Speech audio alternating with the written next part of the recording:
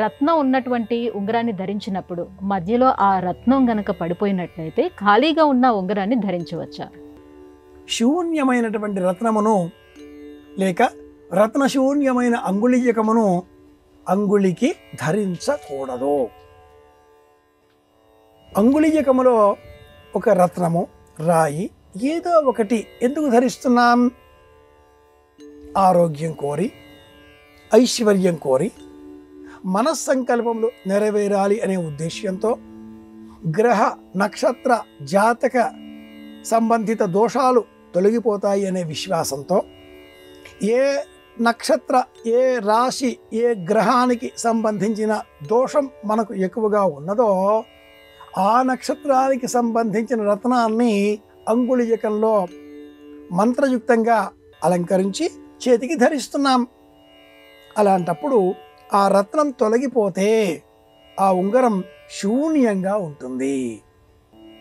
అలాంటప్పుడు శూన్యంగా ఉండే ఈ అంగుళీయకం, ఆ భాగం బాహ్యంగా ఉన్న ఆ వేలికి సంబంధించిన నెగటివ్ ఎనర్జీ, ప్రతికూల శక్తులను విశేషంగా ఆకర్షించేది అవుతుంది.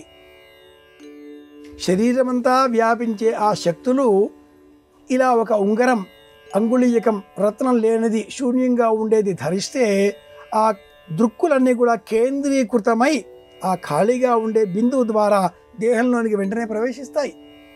కనుకనే ప్రాచీనులు ఏ రత్నము లేకుండా ఉండే బటువు, వృత్తాకారంగా గుండ్రంగా ఉండే చుట్ట ధరించాలి అన్నారు. తల్లి తండ్రి గతించిన వారైతే భద్ర అన్న పేరుతో దర్భ అంగుళీయకాన్ని, అది కూడా తీగ వలనే ఉంటుంది, ధరించాలి అన్నారు. మూడవ మార్గంలో జాతకంలో విశేషంగా ఇలా ఉన్నాయి పరిస్థితులన్నీ కూడాను అనుకున్నప్పుడు నవరత్నాంగుళీయకం ధరించాలి అన్నారు.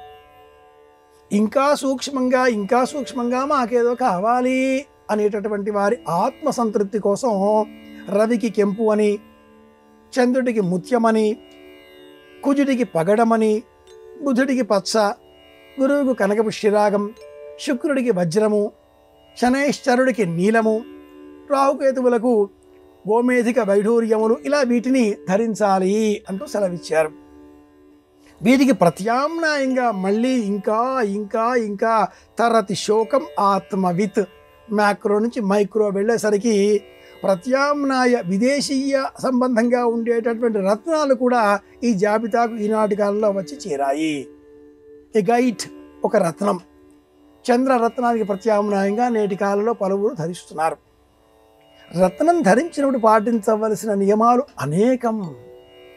ముఖ్యంగా ఆ రత్నం తొలగిపోతే ఖాళీగా ఉండే శూన్యం ఉంగరాన్ని మట్టుకు ఎట్టి పరిస్థితులలో కూడా ధరించకూడదు.